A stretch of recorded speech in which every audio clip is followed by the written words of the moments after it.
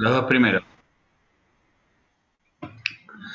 Eh, los versículos que leíamos, o que la mayoría que compartí, son del Nuevo Testamento, ¿no? A ver si los tengo acá a mano. Eh, Y la mayoría del nuevo. la mayoría del Nuevo Testamento. Fue adrede. eh, ¿Por qué? Justamente porque veníamos hablando de que esto no se contradice con gracia. ¿Sí? No estamos hablando de contradecir e irnos todo para la ley, sino que estamos hablando de algo que en la palabra se establece como para nosotros como un estilo de vida, como el estilo de vida que debería corresponder a un cristiano que modela la vida del reino de los cielos, entendiendo también que desde el momento que aceptamos al Señor, somos transformados y comienza un proceso de transformación en nuestra vida a una nueva naturaleza. ¿Sí? Eh, Entendemos que el mismo Señor Jesús le dice a Nicodemo que es necesario nacer de nuevo, ¿no? Y Nicodemo dice que tengo que volver al vientre de mi mamá. No, nos es necesario nacer del agua y del espíritu. Y cuando hablamos de nacer, entendemos también que es una vida totalmente nueva, diferente.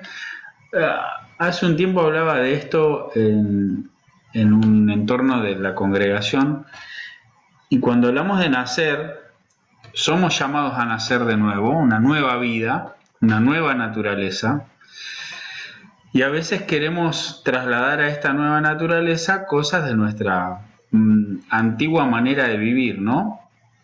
De la misma manera que nacemos en el mundo natural, tenemos que ser conscientes de que cuando nacemos a nuestra nueva vida, nuestra nueva naturaleza espiritual, eh, no sabemos, no sabemos cómo se habla este nuevo lenguaje, no sabemos cómo se camina, por eso necesitamos,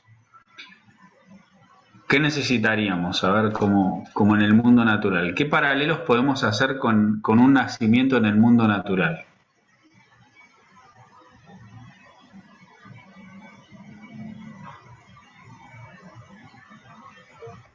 Pues tenemos que aprender, pastor, primero el saber eh, qué es cómo tenemos que hablar, cómo tenemos que pensar, cómo tenemos que caminar, ¿no?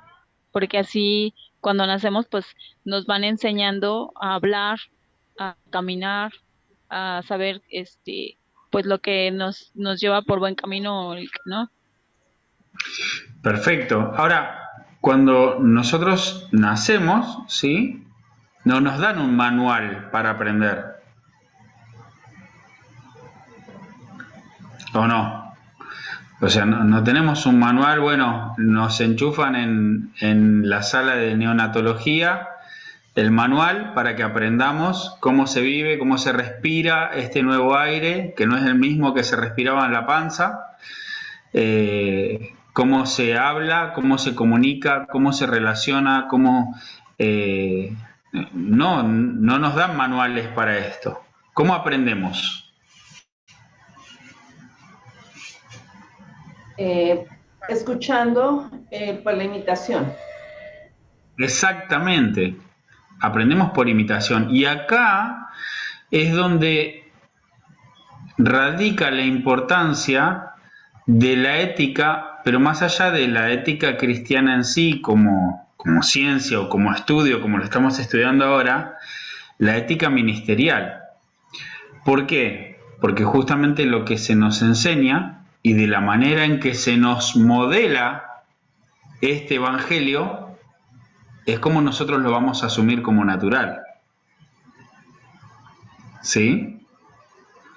De la manera en que nuestros hermanos mayores en la fe modelan este estilo de vida del evangelio, es como nosotros vamos a asimilar que se vive, ¿no? Nosotros con mi esposa veíamos fotos de mi hijo, ahora cumplió 10 años, pero hasta sus 4 años su postura para pararse era igual que la de su bisabuelo.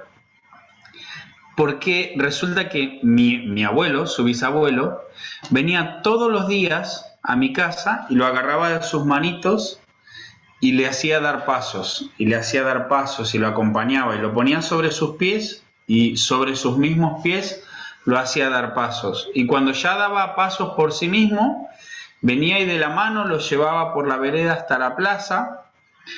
Y después nos dimos cuenta que él con sus 4 años ya caminando, ya interactuando con el resto de las personas, su postura, su forma de pararse, la curvatura de su espalda, era igual que su bisabuelo. ¿Por qué? Justamente por esto, porque modelamos, los hermanos mayores, modelamos el estilo de vida, cómo se debe caminar, cómo se debe relacionar, cómo se debe interactuar en este nuevo nacimiento a un nuevo reino, ¿no? Y vemos la importancia de la ética ministerial porque lo que nosotros asumamos como lo que es correcto o lo que es incorrecto en este nuevo estilo de vida es lo que vamos a modelar a los nuevos creyentes. Y ustedes me pueden decir, bueno, pero yo no soy pastor, o no soy líder, o no soy maestro. No, pero igual sos hermano mayor de alguien. ¿Sí? Igual hay alguien que te está mirando. La última persona que ingresó por las puertas de tu congregación este último fin de semana está mirando tu proceder, cómo te relacionás, cómo interactúas con el resto, cómo se comunican en tu congregación. La cultura, como nos enseña Ramón, la cultura que se desarrolla dentro de tu congregación termina siendo parte de su naturaleza espiritual el día de mañana. Su forma de orar, su forma de levantar las manos.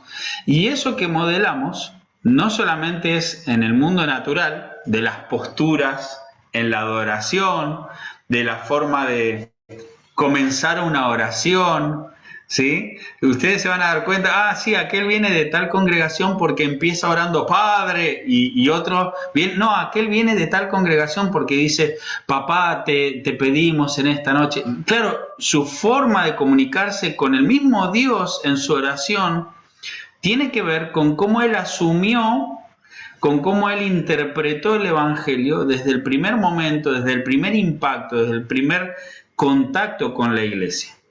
¿Sí? Ahora, la gran necesidad que tenemos como iglesia a nivel global hoy de entender los fundamentos de la ética cristiana, de la ética, como hoy la llamamos ministerial, radica en que todo lo que nosotros asumamos como natural es lo que también nuestros hermanos menores, los que están recién llegando, van a asumir como natural en su estilo de vida cristiano. Y hoy, después de todo lo que vimos la semana pasada, y me gustaría compartir 2 o 3 de los versículos, toda esta introducción era para leer algunos de los versículos, me fui un poquito por las ramas, pero necesitaba hablar de esto porque no estamos acá en guerra de ley contra gracia, estamos asumiendo cuál es el estilo de vida que quedó establecido para la iglesia después de la venida de Cristo, la muerte y su resurrección y la venida del Espíritu Santo, ¿sí? Ya no estamos hablando del tiempo de Moisés, no estamos hablando de los 10 mandamientos, pero sí estamos hablando de qué se estableció para la iglesia, ¿sí? Entonces, vamos a compartir 2 o 3 de los versículos. Cande, ¿querés decirnos algunos? Los que tengan su Biblia a mano pueden ir buscando algunos, así los leemos y comenzamos con todo directamente ya con el contenido de hoy. Sí, uno es Primera de Pedro 5:2,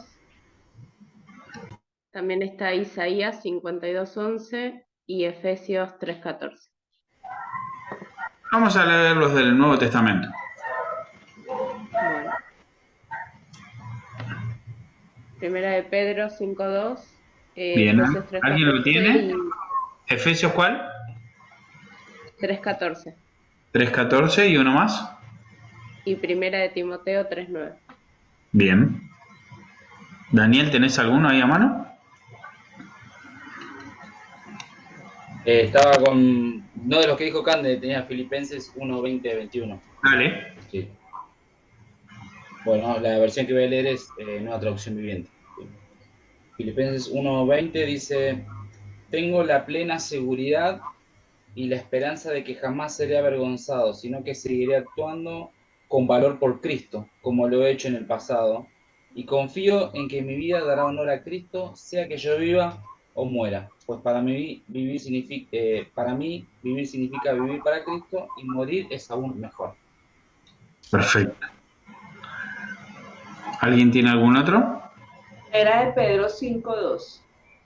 Sí. Cuiden el rebaño que Dios les ha encomendado, háganlo con gusto, no de mala gana, ni por el beneficio personal que puedan obtener de ello, sino porque están deseosos de servir a Dios. Bien, acá habla de el comportamiento del corazón del líder, ¿no? ¿Alguno más, Cande? Sí, tengo Efesios 3:14. Dale. Dice: cuando pienso en todo esto, caigo de rodillas y elevo una oración al Padre. Eso solo. ¿Puedes leer el 15? Sí. Dice: el creador de todo lo que existe en el cielo y en la tierra. Bien, Y me después, parece que... ¿Después qué? no, el 16, que dice: pido en oración que de sus gloriosos e inagotables recursos lo fortalezca con poder en el ser interior por medio de su espíritu. Ahí estamos hablando de nuestro ser, de quién somos. Hoy quería compartir algo de qué es la ética bíblica teológica y no sé si voy a llegar a todo, pero la última parte está genial de la clase de hoy, porque me gustaría interactuar un poquito de cómo lo que hoy preparé me ayudó mucho, más que me ayudó, me llevó a mí a analizar qué cuestiones que no tienen que ver con la ética bíblica teológica se están introduciendo hoy dentro de la iglesia y están llevándonos no a un mal comportamiento, sino a malos conceptos de por qué hacemos lo que hacemos y por qué creemos lo que creemos. Estamos hablando de fundamentos, ¿no? Estamos hablando de cosas esenciales de nuestra vida en Cristo y nuestra relación de quién es Dios para nosotros y quién somos nosotros para Él. ¿Qué es la ética bíblica teológica? Vamos a hablar de ética en general. Hablamos un poco en la clase anterior y yo les comenté que el material son 2 libros en uno solo y empezamos desde la segunda parte. Hoy volvemos al principio del libro hablando de ética en general, ¿sí? Si alguno pudo obtenerlo, más que recomendable. La ética es el estudio científico de la vida moral humana determinada por su ideal y su forma verdaderos. Procura contestar ciertas cuestiones fundamentales que todos enfrentamos, tales como: ¿cuál es el verdadero significado de la vida humana y su propósito? ¿Cómo determinamos quién es el hombre bueno? ¿Cuáles son las marcas de la vida buena? ¿Cuáles son las implicaciones en nuestra vida del sentido humano del deber? ¿Habrá una obligación moral? ¿Cómo se determina? El ser humano no solamente tiene intelecto, sino también tiene conciencia. Y esta va a ser la tarea para la semana que viene. Anoten ahí todos. Vamos a, si bien la Biblia no habla específicamente la palabra conciencia, ¿sí? Pero como tarea, no con puntaje, sino para que tengan algo para hacer en la semana, vamos a buscar cuáles son los pasajes en que la Biblia hace referencia a lo que nosotros entendemos como conciencia. ¿Sí? ¿Se entendió la pregunta? ¿En qué lugar la Biblia hace referencia a nuestra conciencia? No solamente el ser humano percibe cómo son las cosas, sino que también se da cuenta de que las cosas deben ser de un cierto modo. Además de averiguar, calcular, reflexionar, pensar y meditar, el ser humano también se esfuerza por lograr sus metas. Es cierto que tiene ideas, pero también tiene ideales. Se empeña por realizar su objetivo, su fin, ya que tiene conciencia de ellos. Tiene en su corazón el concepto de el más alto bien. El ser humano se da cuenta de que hay una diferencia entre lo bueno y lo malo, entre lo correcto y lo equivocado. Este aspecto de la experiencia humana, el aspecto moral, es lo que se constituye en la materia de la ciencia ética. ¿Sí? Sin embargo, la ética no queda satisfecha con el mero estudio del aspecto moral de la experiencia humana en sí. Es más que un estudio descriptivo de este aspecto del ser humano. La psicología, o sea, el estudio científico de los procesos de la vida psíquica humana, también incluye dentro de la esfera de sus estudios una consideración del aspecto moral de la experiencia. La diferencia con la psicología es que la psicología es una ciencia descriptiva, mientras que la ética es una ciencia normativa. Estamos hablando de ley, estamos hablando de normas de vida. ¿Sí? El estudio de la ética tiene la tarea de buscar la verdadera norma o regla para la vida moral humana. Su meta es determinar un criterio objetivo de lo bueno. Un criterio objetivo, no un parecer humano, un parecer de algunos o de otros, un criterio objetivo de lo bueno, al cual todos los hombres como seres morales deben conformarse. Con esto vemos entonces que el estudio de la ética se eleva sobre el nivel de lo empírico, lo subjetivo y sobre lo meramente descriptivo y procura proporcionar un ideal de carácter objetivo y normativo. Ahora vamos a hacer énfasis en específicamente la ética cristiana. Que Braulio decía el otro día qué diferencia existía entre la ética general que podemos estudiar en cualquier universidad y la ética cristiana. La cuestión del punto de vista o los supuestos es de importancia primordial en el desarrollo de cualquier ciencia. Ningún pensador puede estudiar los fenómenos fundamentales sin que, consciente o inconscientemente, proceda sobre la base de un supuesto.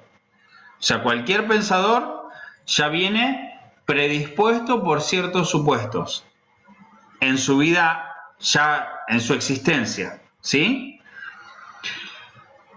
En una preconcepción o precomprensión de la verdad y de la propiedad de algún punto de vista. El punto de vista o supuesto tiene que ver con los ángulos desde el cual percibimos algo. En este caso, este punto de vista del cual uno ve el mundo y la vida, sea el que fuere, es lo que al final determina la perspectiva o el enfoque de todas las cuestiones relacionadas con una ciencia. El supuesto 1, entonces, es lo que cada persona tiene que dar por sentado para empezar a pensar. Cualquiera que escriba sobre ética o sobre cualquier otra ciencia tiene que aclarar para sí mismo y para todos los demás, ¿sí?, su supuesto, su perspectiva fundamental al seguir los estudios, en este caso de la ética. Nuestra perspectiva, ¿cuál es? ¿Alguien puede responder a esa pregunta? Desmutéense nomás, ¿eh?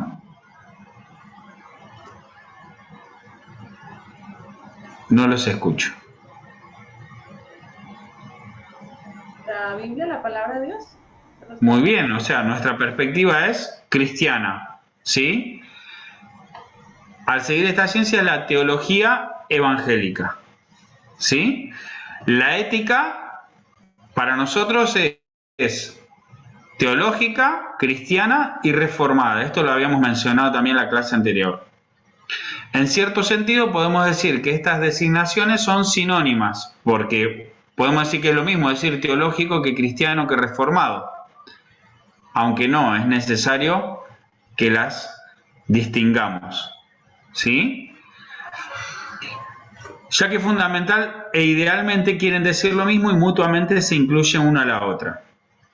Vamos a definir un poquito estas tres. Nuestra perspectiva es teológica. La única manera que tenemos de conocer y saber es por el conocimiento de Dios, ¿sí? La única manera de conocer a Dios es a través de su autorrevelación. Esto es por medio de la voluntaria autocomunicación divina con el hombre, en los términos y bajo las condiciones del finito conocimiento humano, hasta donde nos alcanza a nosotros la comprensión de quién es Dios, ¿sí? Esta revelación la tiene el hombre en su corazón por razón de que es un ser creado y tiene la capacidad de ver la grandeza de Dios en todo lo que Él ha hecho, o sea, en toda la creación. Todo nuestro estudio de la vida moral y su ideal va a ser determinado y controlado básicamente por el conocimiento de quién es Dios y su autorrevelación en las Escrituras como la única fuente de autoridad de la verdad.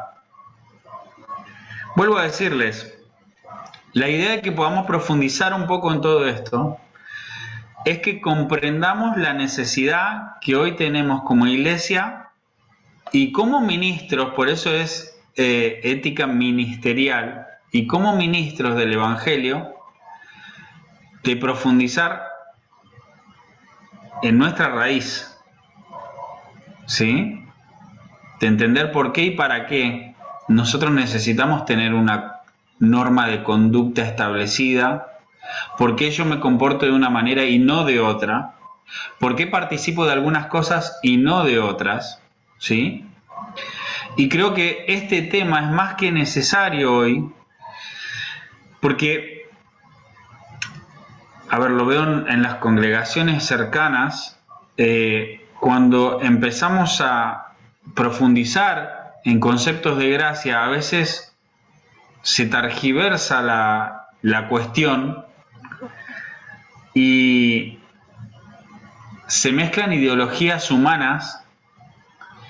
Y al final de la clase, por eso quiero llegar hasta el final hoy, porque al final de la clase vamos a ver dos puntos muy, muy fuertes que creemos que están surgiendo dentro de la iglesia y que necesitamos desarraigar desde su raíz más profunda para poder entender que nuestra naturaleza es una nueva naturaleza que no tiene ningún concepto de ideologías del mundo, que no tiene ningún concepto de ideología naturalista ni humanista mezclado en quiénes somos y en por qué hacemos lo que hacemos, por qué creemos lo que creemos y por qué yo como ministro o como hijo de Dios, supongamos que no como pastor, no como líder, como hijo de Dios, participo o no participo de ciertas reuniones, hago o no hago determinadas conductas, ¿sí? ¿Comparto o no comparto determinadas formas de relacionarme? ¿Por qué me dirijo al resto de cierta manera? ¿Sí? ¿Y dónde está arraigado ese concepto? ¿Dónde está fundamentado en la palabra ese estilo de vida? ¿Se comprende? Continuamos un poquitito. Tenemos en las Escrituras la última fuente y el criterio final para nuestro conocimiento de Dios, de Cristo, de nosotros mismos y también de la vida moral cristiana. Dijimos que la perspectiva es teológica. Número 2, es cristiana.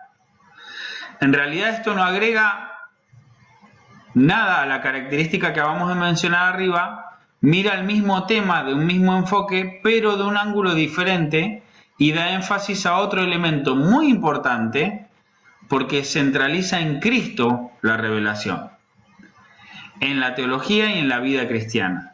Para nuestro estudio de la ética, el punto de partida u óptica especial se encuentra en la revelación cristiana, en la fe cristiana, ¿sí? No solamente en la teología, sino en la teología y en Cristo, como el centro de nuestra creencia. Pero también nuestra perspectiva es reformada. Necesitamos utilizar una designación precisa para indicar nuestra perspectiva, una designación que estimamos como el verdadero contenido de la perspectiva cristiana y teológica. Esto lo encontramos en la histórica designación reformada. La interpretación de nuestra perspectiva teológica y cristiana es la interpretación reformada, o sea, la de la reforma religiosa del siglo XVI. Somos herederos de esta reforma. Vamos a definir ética reformada. Yo sé que esto va a parecer medio pesado, pero cuando lleguemos al final de la clase vamos a entender todo y vamos a poder unirlo en cómo esto hoy, en la práctica de nuestra vida cotidiana, es más que necesario, y no solamente lo necesitamos nosotros como individuos, sino que necesitamos poder guiar a otros en profundizar en esto que estamos viendo hoy. A la luz de lo que hablábamos arriba, nos es posible dar una definición más precisa a nuestra ciencia. Ofrecemos 4 definiciones. La diferencia principal entre ellas radica en el hecho de que cada una usa un término diferente como punto de referencia en cuanto al fin supremo de la experiencia moral. Y a estos 4 puntos yo les haría un cuadro, porque es en realidad de lo que estamos hablando. Es por lo que en realidad nos estamos reuniendo estas 4 clases. Estos términos que juntos facilitan un concepto más completo y definen la ética como una búsqueda son lo bueno, lo recto, lo debido y lo ideal. Con estos 4 términos podemos definir ética. ¿Sí? Lo bueno, lo recto, lo debido y lo ideal. Cada una de las siguientes definiciones incorpora uno de estos términos. Vamos a hacer 4 definiciones de la ética utilizando uno de estos términos. ¿Sí? La ética cristiana es aquella ciencia teológica cuya tarea es la de determinar la naturaleza y condiciones de la vida verdaderamente buena, a la luz de la revelación de Dios en las Escrituras. ¿Sí? ¿Qué es para un cristiano una vida buena? ¿A la luz de qué? ¿De la moda? No. Porque la moda te va a decir que la vida buena es otra cosa. ¿A la luz de qué? ¿De la economía? No. A la luz de la revelación de Dios en las Escrituras. ¿Qué entiendo yo como hijo de Dios que es una vida buena? Lo voy a poder definir a la luz de la revelación de Dios en las Escrituras. Y por eso estamos más que felices de que estén acá conectados a estas horas. Los que están ya de tarde son 12:05 en Argentina. Y estamos felices ¿por qué? Porque para nosotros es gratificante ver gente que sigue buscando la revelación de Dios en las Escrituras para entender qué es una vida buena. Y si yo te pregunto como hijo de Dios, o te pregunto como ser humano, ¿qué es una vida buena para vos? ¿Cómo lo definirías? ¿Lo definirías desde la revelación de Dios en las Escrituras o desde la tendencia? Ahora, lo que más nos preocupa con Ramón, que estábamos hablando con Ramón y con Astrid del porqué de esta materia, es porque vemos que si le preguntamos qué es una vida buena a los jóvenes de nuestras congregaciones, no todos responderían que es conocer más a Dios en las Escrituras. Y hoy, viendo lo que está sucediendo aún dentro de la iglesia, aún con ministros de iglesias, no todos los cristianos responderíamos seguir conociendo lo que es bueno a través de la revelación de Dios en las Escrituras.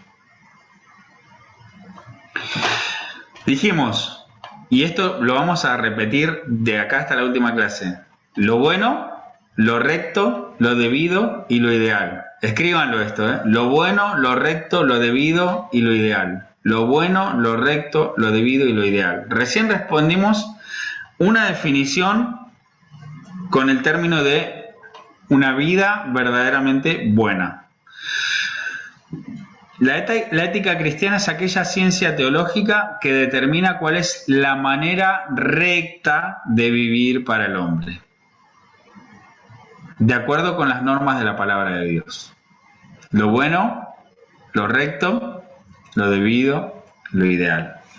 La ética cristiana es aquella ciencia teológica que estudia la base, la norma y la realización práctica del deber de la vida en la manera determinada por la voluntad de Dios revelada en las Escrituras. ¿Sí? Lo debido. ¿Cómo debo comportarme? La ética cristiana es aquella ciencia teológica que estudia la vida moral y cristiana, declara el hacer la voluntad de Dios revelada en su palabra como el ideal fundamental para esa vida y procura encontrar la manera por la cual este ideal pueda realizarse por el cristiano como agente moral en todas sus relaciones de la vida. No es un ideal imposible, ¿sí? No es un ideal inalcanzable, sino que, como dice acá, procura encontrar la manera por la cual este ideal pueda realizarse por el cristiano como agente moral en todas sus relaciones de la vida. ¿Sí? Hace poco, como vengo ya no solamente dando clases, sino estudiando en intensivo y en todas las especializaciones que puedo, me pongo de alumno también, me empezaron a decir, pero vos medís desde el ideal. Es que una vida cristiana tiene que ver con un ideal que está plasmado en las Escrituras como el estilo de vida que debe vivir un cristiano. ¿Sí? Ahora, justamente basado en esta definición, y por eso creo que es tan completa en su parte final, que no nos deja un ideal inalcanzable, sino que un ideal que podamos vivir cada uno de nosotros. Ahora, a veces este ideal se pone desde una posición tan inalcanzable que planteamos la vida cristiana netamente como religión. Y la vida cristiana termina siendo solamente una cosa para el servicio del fin de semana y otra cosa para la vida de la semana. Yo no sé si eso pasa en sus congregaciones, pero a veces en la nuestra suele suceder que la gente malinterpreta la propuesta de la vida en el Evangelio, la propuesta de la nueva naturaleza, como algo solamente para el fin de semana. Y ahí es donde nosotros malinterpretamos el llamado de Dios sobre nuestras vidas. El llamado de Dios sobre nuestras vidas es algo integral, no solamente para el fin de semana. Dios no nos llamó a venir el domingo de traje a la congregación para sentarnos a escuchar un sermón y que ahí termine nuestra relación con Él. Dios nos llamó a una relación íntima de amor con nuestro Padre, con nuestro Creador, ¿sí? Y esa relación es la misma que debemos vivir en la semana, y por eso esta definición habla de procurar encontrar la manera por la cual este ideal pueda realizarse por el cristiano como agente moral en todas sus relaciones de la vida. ¿Es posible?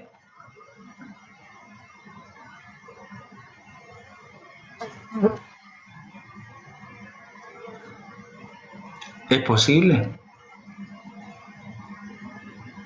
Pregunto, ¿eh? Daniel dice que sí, ahí más o menos. Le pregunta a Débora, me parece. ¿Es posible? No. Porque vamos opinando entre nosotros, pero yo creo que por ahí no sé si uno pone la vara tan alta sobre un ideal, como decís vos, y por ahí se frustra, enseguida frustra cuando no alcanza ese ideal, ¿no? Yo creo que es posible. En el camino no quita que puede haber errores, reaprender y por ahí analizar qué cosas teníamos como parámetros de lo bueno, lo que corresponde, lo que no. Y bueno, vamos otra vez reaprendiendo, desandando el camino en base también a decisiones que vamos tomando, pero yo creo que es posible, porque si no creo que si bueno, no llego, nunca voy a poder alcanzar este ideal, digo, me da todo igual, entraría en la línea de la medio. Claro, Entonces, creo que hay que esforzarse. Y cuando vos decís de lo de la vida cristiana, va mucho más de lo que resumimos en un culto, por decirlo así, en 2 horas de reunión, 1 hora y media, lo que dure, reducimos la vida cristiana solamente para los fines de semana y después o sea, como que sigue después. Entonces, yo creo que para mí es posible. En el bien. medio, todos los procesos que haya, ¿no? Pero creo que se puede. Y tenemos que aspirar a eso también, ¿no? No, ahora me toca a mí. No. No, quería agregar algo, ¿no? Hola a todos. Que además hay un versículo, ¿no? Que dice que nosotros vamos a llegar a ser perfectos el día de Jesucristo. Entonces vamos camino. A mí me pasa que cuando pienso en ese versículo, es como que te alienta y vos decís, bueno, como decía recién Dani, ¿no? Uno se frustra porque quiere llegar a un ideal y en el camino se va a caer y se va a golpear o va a decir no puedo, pero la realidad es que el día de Jesucristo vamos a terminar de ser perfectos, entonces vamos camino al ideal, ¿no? Y muchas veces vamos a volver para atrás y vamos a avanzar 5 escalones y vamos a volver 2. Es un versículo que se me vino a la mente ahora, pero que es algo que siempre lo pensaba, ¿no? Cuando entendimos gracia, porque me pasaba que, como hablabas hoy, ¿no? Uno se centra en la religión y arranca a lo mejor la primera semana, los 7 días, siendo cristiano, después son 6, después son 5, después termino en 2. Y después vuelvo otra vez y así, ¿no? Es mi punto de vista, bueno, medianamente parecido. Gracias. Hay una mano levantada, Cande. Sí, creo que va de la mano con lo que hablaba Brenda, porque, o sea, me genera dudas la pregunta de si es posible o no, porque en parte digo, bueno, pero si nuestro ideal es Jesús, es difícil porque Jesús es perfecto y nosotros no somos perfectos, por más que intentemos. Entonces me genera esa duda, nada, esto que hablaban los chicos por ahí, sí, siempre el intentarlo y el aspirar a eso, supongo que es posible, no sé, me genera dudas. Bien. ¿Alguien más? No se quieren arriesgar. ¿Nadie más? Bien. Yo creo que, a ver, esto salgo de acá me tendría que poner en otro cuadro acá en el Zoom. Salgo del papel de profesor para decir mi opinión personal, ¿sí? Yo creo que es posible en el contexto de la vida de iglesia, porque por eso Dios no nos dejó solos, sino que nos puso dentro de un cuerpo. Y cuando yo no puedo, poder acudir a alguien que me acompañe en mi proceso de lo que no puedo alcanzar del ideal, ¿sí? Un poco lo que decía Daniel, sería imposible para mí dentro de mis capacidades, dentro de mis fuerzas,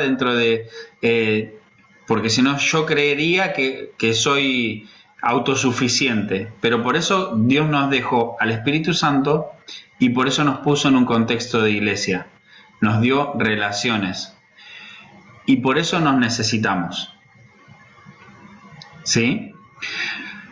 Pero creo que ahí es donde radica también el gran problema que tenemos dentro de la iglesia de la ética ministerial, que a veces se pone demasiado peso sobre el liderazgo y ese liderazgo cree su autosuficiencia de que yo lo puedo y no necesito de nadie para llevar esto, ¿sí? Y no somos superhéroes. aunque seamos pastores o líderes o el cargo que tengamos dentro de la estructura eclesiástica que tengamos, nos necesitamos unos a otros. Yo necesito de las oraciones de mis amigos, de mis padres y de mis pastores.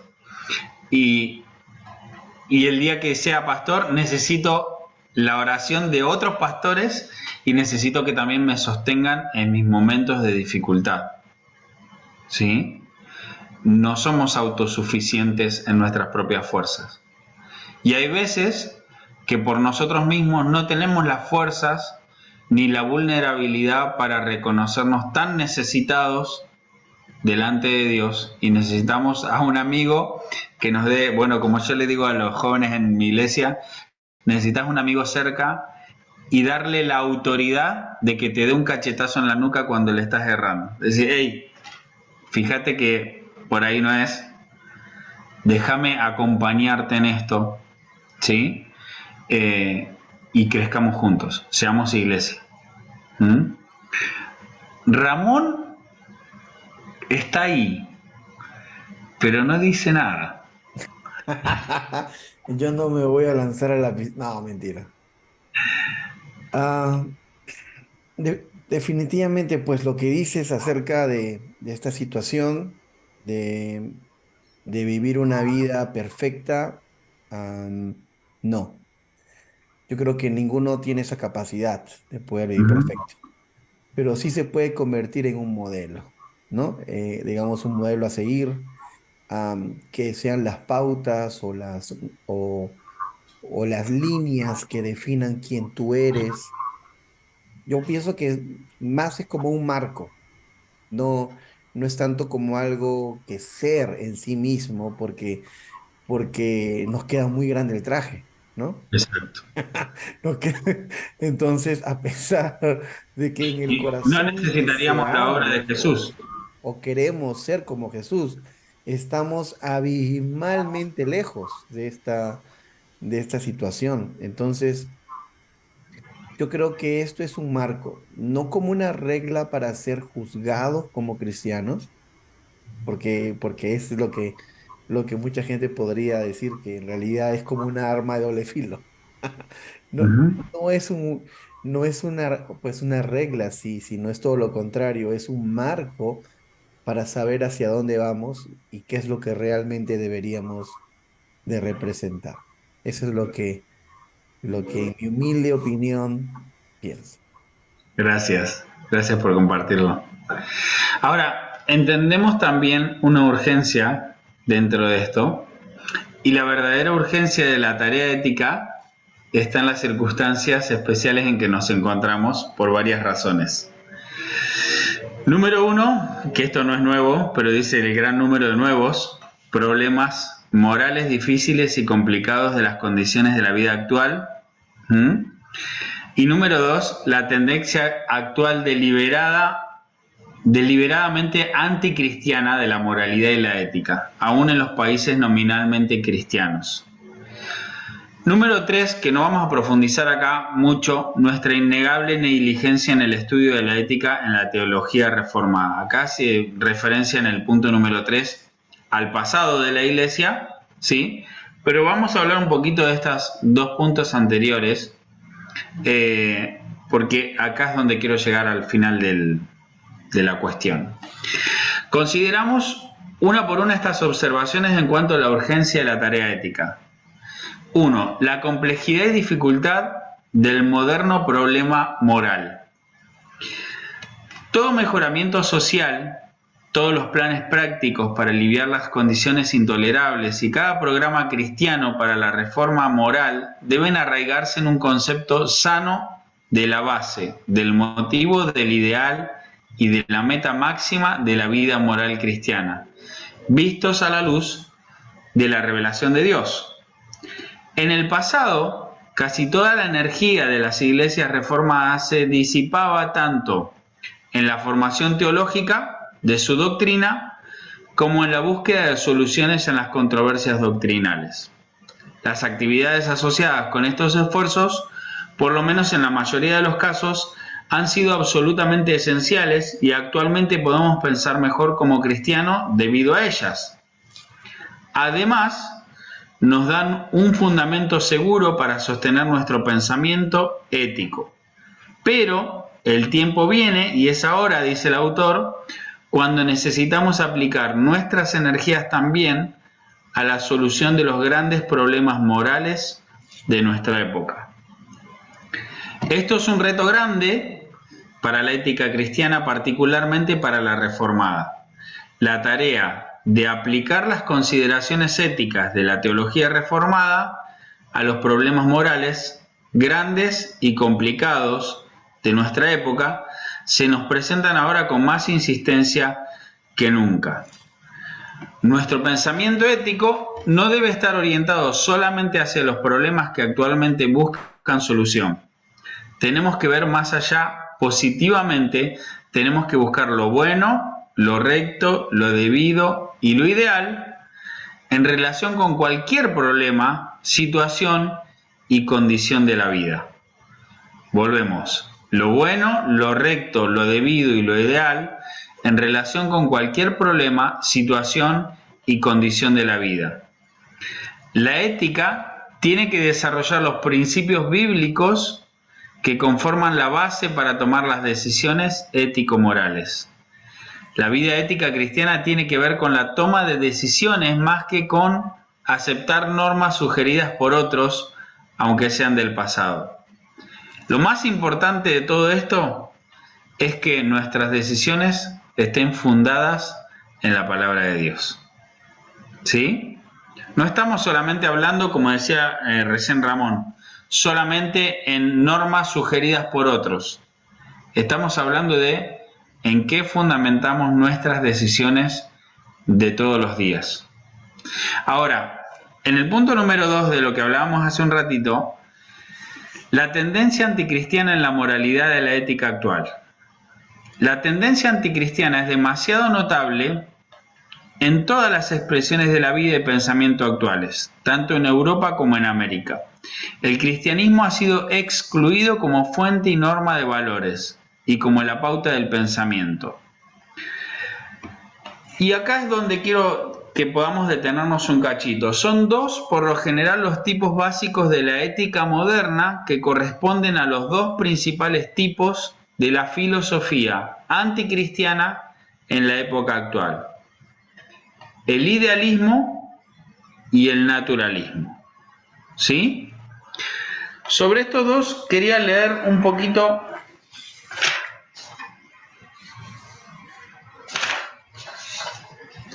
porque es muy interesante la postura que presenta acá acerca del idealismo y la ética naturalista,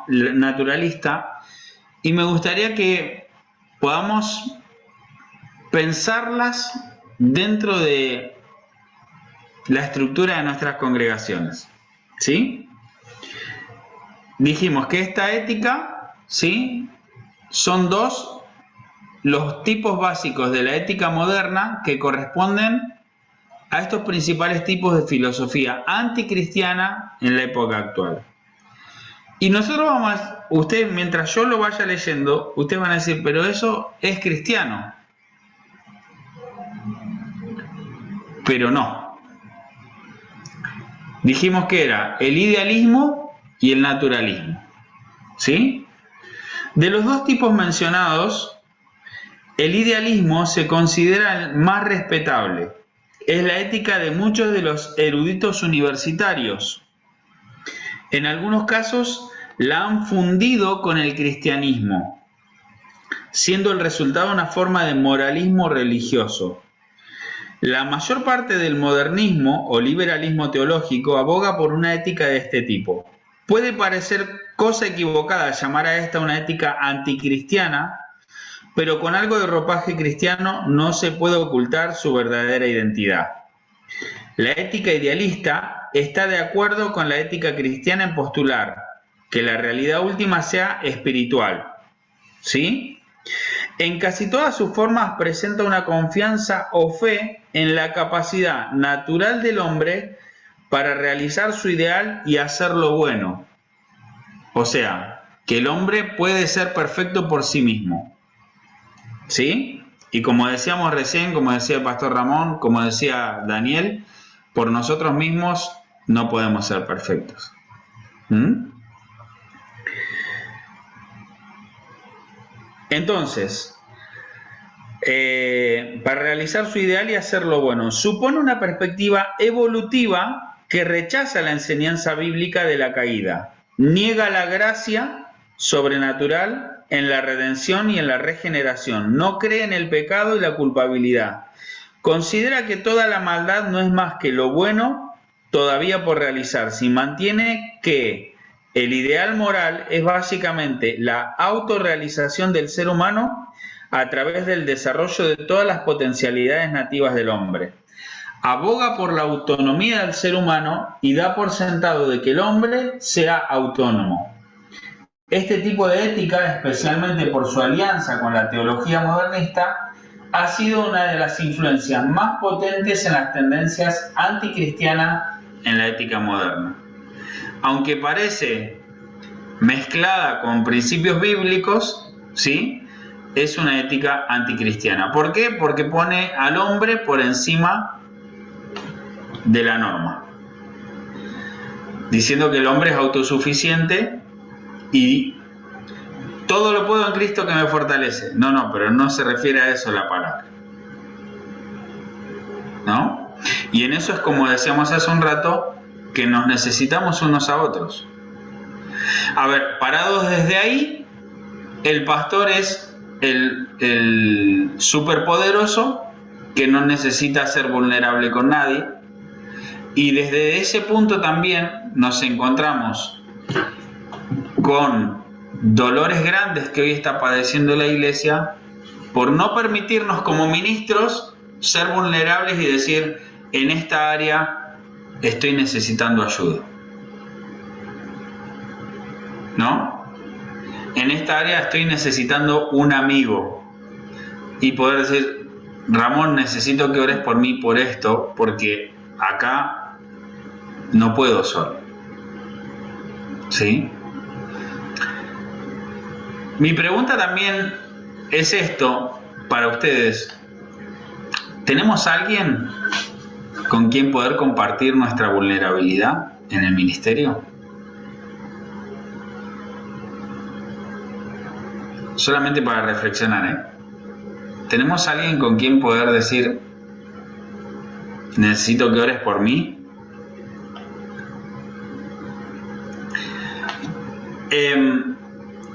Quizá dentro de la iglesia, en estructuras más rígidas, podemos decir, a veces se ha tomado la parte de vulnerabilidad como tenés que venir a hablar conmigo de tus debilidades. Yo lo he hablado mucho en un contexto de ministerio con mi pastor, que es mi papá, y en muchas situaciones él me ha venido a decir, pero vos no venís a hablar conmigo de ciertos temas. No, es que hay temas en los que hablo con él, y hay temas en los que necesito otros amigos con los que hablar. No estoy hablando de amigos no cristianos, otros pastores amigos con los que hablar ciertos temas, ¿sí? Justamente porque en mi caso, mi pastor es mi papá, ¿sí?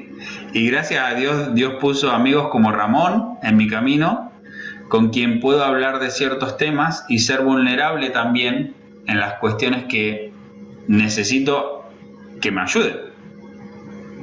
Necesito compañía. A veces solamente necesito oración, ¿sí? Pero no somos autosuficientes. Mi pregunta también es esto, ¿entra dentro de la ética esto que estamos hablando?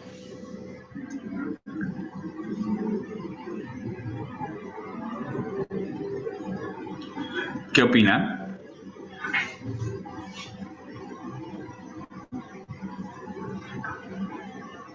Yo creo que sí, porque bueno, como vos decías, esto de dentro del deber ser, nada, nos necesitamos unos a otros para poder ser lo mejor posible, digamos. Entonces creo que también se necesita eso de la vulnerabilidad y del poder tener a alguien con quien contar y seguir creciendo. me parece. Daniel, te veo ahí hablando, me gusta. Dale, habla. Yo creo que apoyo lo que dice Cande y bueno, tiene que ver con lo que también decíamos que nos necesitamos en un contexto de familia, de fe, de iglesia, de cuerpo. Yo creo que sí, que entran con la parte de ética. Lo que vos mencionabas de, bueno, de tener a alguien y en mis pocos años de vida, lo que puedo decir es que he visto que esto del pastor infalible viene de años, de antes, donde el pastor era omnipresente, omnisciente, podía estar a la vez en un funeral y estar a tanto, y parecía que nunca, en dos funerales a la vez, en un cumpleaños, ir a orar por el hermano fulano en la casa, después estaban en todo, y parecía que no tenía falencia, y por ahí producía y no tenía quien rendirle cuenta, y eso producía el famoso burnout, y nada, se quemaba, o no estaba nunca, tenía efecto contrario, o no estaba nunca para la familia porque era el pastor, y por ahí a la familia le quedaba lo que quedaba del pastor, pero bueno, nada, cada situación obviamente es particular y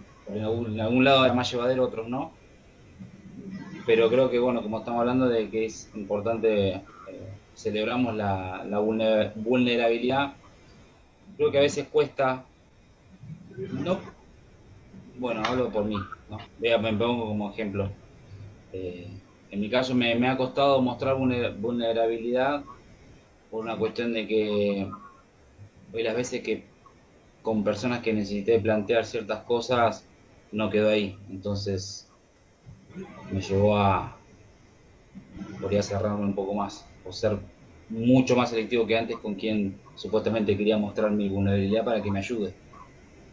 Entonces, por ahí, bueno, está mal lo que digo, pero ha sido en mi experiencia, ¿no? Ujú. Bueno, dentro de intensivo también está, se está dando la clase anterior a esta, fue consejería bíblica, ¿no? Y está genial las herramientas que Intensivo nos está dando en cuanto a ministerio, porque justamente lo que pasa dentro del ministerio con cuestiones que éticamente no deberían suceder, como el que algo que haya sido confesado o comentado o compartido en intimidad en un momento de consejería se hable fuera de ese contexto y otras personas se enteren de eso, también es cuestiones de ética, ¿sí? De ética ministerial.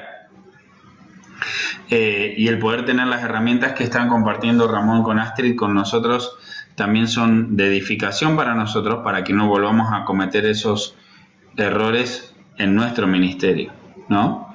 Pero el poder compartir nuestra vida con personas a nuestro alrededor que desde un contexto de gracia no nos juzguen, sino nos acompañen en nuestros procesos, ¿sí? Y también que entendamos que como ministros no estamos para juzgar, sino para acompañar en los procesos de la gente, de la misma manera que la gracia de Dios nos alcanzó a nosotros, poder acercarla a alguien más, ¿sí? No desde el juicio, sino desde el entender que estamos creciendo y dando pasos en nuestra vida espiritual, ¿sí? Se nos fue que había alguien más en la clase hoy. Angeli se dice, ¿no? O Anieli, tu nombre. Angeli. Ah, bien. ¿Cómo ves vos lo que estamos compartiendo ahora? Bueno, sobre todo este tema y ahorita lo último que se está hablando mucho de la vulnerabilidad y creo que eso nos enseña a ser genuinos, a ser nosotros, a no, por ejemplo en mi caso, que tengo la responsabilidad en mi congregación de enseñar, ¿sí? He procurado eso no enseñar desde la perspectiva de la perfección, sino al contrario, desde la perspectiva como humana, como cristiana, de mis errores, de mis aprendizajes. Y cultura me enseñó, intensivo, me enseñó mucho eso y con gracia, lo que decía el pastor, en esa área. Y aprender a manejar.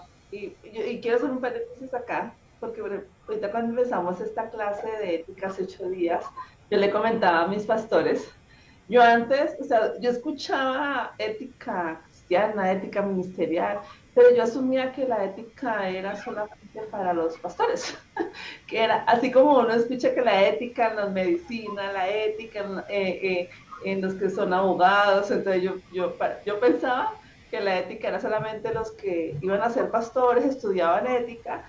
Cuando se jura sobre un cargo. Y qué sorpresa para mí cuando veo que ética es mi vida diaria, o sea, en lo que yo vivo como cristiana, en todo estoy mostrando la ética, cómo la vivo, ya sea ética para bien o ética para mal, creo yo, ¿no? Y entonces para mí ha sido, pues, así totalmente, me abrió el panorama y ha sido una clase de mucha bendición y despejar también dudas, ¿no? Aprender que como cristianos, el como yo vea la palabra, el como yo me comporte o el como yo crea ciertas cosas de doctrina, va a ser mi comportamiento, así me voy a manejar. Entonces, el tener claro qué es lo que creo, lo que ahorita el pastor nos hablaba sobre las 4 palabras, sobre lo que es bueno, lo que es recto, lo que es debido y lo que es ¿qué? Ideal, ¿cierto? Entonces, que esto lo encontramos en la Biblia, en la palabra, y a medida que vamos aprendiendo, entendiendo qué es lo que Dios tiene para mí, quiere para mí, entonces así mismo voy a vivir. Gracias. Sonia, te he visto atenta ahí. Sí, pastor, buenas noches. Bueno, pues así como lo dicen mis compañeros, creo yo que lo hablo por mí. Sí tenemos como que dualidades, ¿no? O sea, los domingos sí voy con un fuego y todo bien padre, pero ¿qué pasa en la semana? ¿No? ¿Qué pasa cuando me enojo y se me salen de control las cosas? ¿O qué pasa cuando tienes que darle a una persona, pues, bueno, que te pregunta de alguna situación, pero si tú no estás cimentado en la palabra, le das lo que hablábamos, bueno, lo que ahorita nos decía, ¿no? El idealismo, no es que tú sí puedes, o cosas así, ¿no? Donde confundimos a las personas, o nosotros mismos ya vivimos confundidos porque no sabemos que en la misma palabra de Dios viene cada una de las especificaciones de cómo tenemos que comportarnos, cómo tenemos que vivir. Creo yo que para nosotros es de gran bendición esto para no seguir confundiendo a las generaciones que vienen. Primero nuestros hijos y después a todas las personas que van llegando como nuevas a la iglesia. Como decía el pastor Ramón hace un ratito, esto puede ser a veces un arma de doble filo porque podemos entender como que, bueno, ahora que entiendo esto es desde donde puedo yo juzgar a otros. Y no es la idea, sino es la idea de todo esto es que podamos entender que como hijos de Dios sí debemos, sí existe un ideal, una norma, una forma de entender qué es lo bueno, lo recto, lo justo, ¿sí? La manera de comportarme como hijo de Dios para referencia de otros y como modelo del evangelio, de cristiano, de cómo debería vivir un hijo de Dios, ¿sí? Que no significa que no me vaya a equivocar. Pero también para poder extender gracia, y justamente de esto vamos a hablar la última clase, ahí lo vieron en el sílabus, vamos a hablar de cómo desde la ética podemos hablar verdad unos con otros a través de la gracia. ¿Sí? Porque que entendamos la gracia no significa que no distingamos lo bueno de lo malo.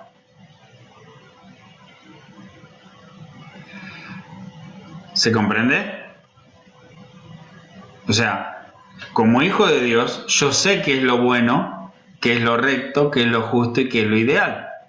Ahora, ¿cómo yo lo voy a compartir hacia otros como hermano mayor o como hermano, como amigo? ¿Cómo lo voy a compartir y a extender a través de la gracia, poder hablar verdad unos con otros, como dice la palabra, y mostrar el camino correcto? ¿Sí? ¿Para qué? Para edificar la iglesia.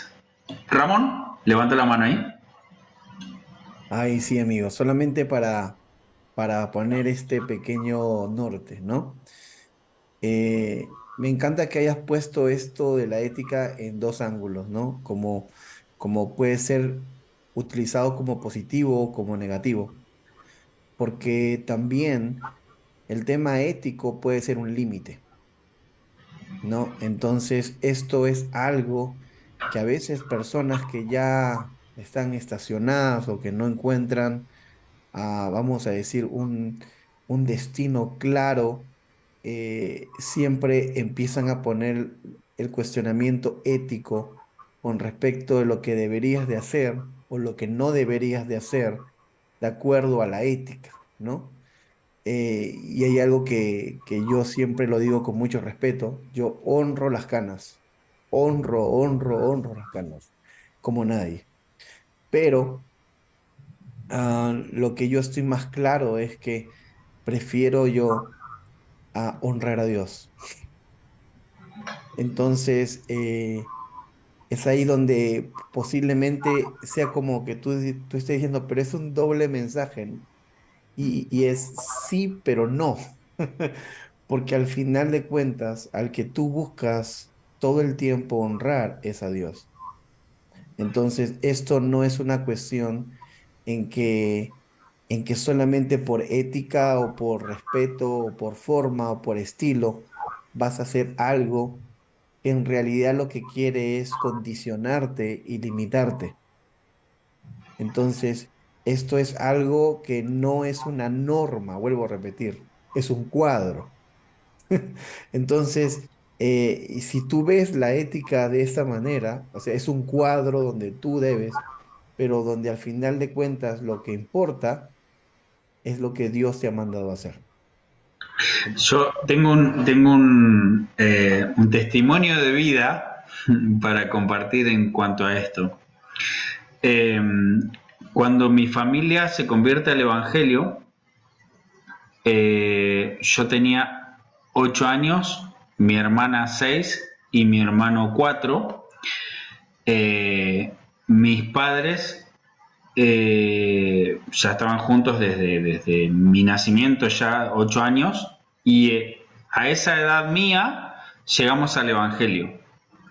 Pero mi papá estaba casado por segunda vez con mi mamá. ¿Sí? O sea, había tenido una esposa anteriormente. Después se casó con mi mamá, nos tuvo a nosotros 3, y a mis 8 años recién conocimos el Evangelio. Cuando yo tenía como 16 años, 8 años más tarde, lo ungen como pastor. ¿Sí? 3 años, 4 años más tarde, en nuestra ciudad hay una confraternidad de pastores y 3 de los pastores lo proponen como presidente a mi papá. Y un pastor, por la ética ministerial, dice que mi papá no podría ser presidente de esa organización. No es una organización, es una confraternidad de la ciudad, ¿sí? No es una organización ministerial. Que él no podía ser presidente porque estaba casado en segundas nupcias. Y viene a lo que mencionaba Ramón, ¿no? Uno hace lo que hace y entiende el llamado por amor a Dios y por amor al llamado de Dios sobre su vida, pero hay veces que las cuestiones éticas terminan interrumpiendo o interponiéndose en ese llamado por querer imponer la ley, ¿no? Y cuando habla de segunda nupcia lo habla desde otra perspectiva, y de hecho nosotros conocimos el Evangelio ya como familia, yo teniendo 8 años, o sea, ni siquiera fue que se divorció estando dentro de la iglesia ni nada por el estilo. Ya conocimos como familia el Evangelio así, ¿no? Pero bueno, como a veces estas cuestiones se quieren interponer ante el llamado, y es cierto, muchas veces es frustrante cuando la legalidad quiere imponerse sobre el llamado de Dios sobre uno, ¿no? Ya, y termina siendo un límite, ¿no? Y Totalmente. tristemente es un límite que viene de arriba hacia abajo, casi siempre. Ujú. Entonces, como una manera de cómo autoprotegerse, es ponerle límites a las personas. Entonces, es ahí donde uno tiene que saber qué es ética, porque es ahí donde tú dices, o sea, ¿qué es más ético? ¿Que yo le haga caso a Dios o que le haga caso a esta persona que yo estoy el 100% de que ahorita no tiene las cosas claras, ¿no? Ujú. Entonces, em, al final el llamado siempre va a sopesar por sobre los cuestionamientos o las dudas o cosas que podrían ahí aparecer. Entonces, es una línea muy delgada, pero suele aparecer, especialmente con líderes que están en competencia o nerviosos, Ujú. porque quizás estás empujando su status quo. Bueno, ya estamos en horario. Gracias a todos por quedarse hasta el final de la clase.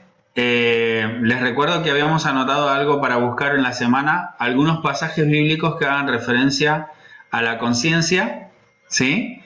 Y los que no leyeron los versículos que habíamos compartido en el grupo, les animo a que lo puedan leer, ¿sí? Están ahí en el grupo de WhatsApp. Si alguien no los tiene, escribe ahí y los volvemos a enviar, ¿sí? Muchas gracias a todos, a los argentinos por quedarse hasta las 12:49.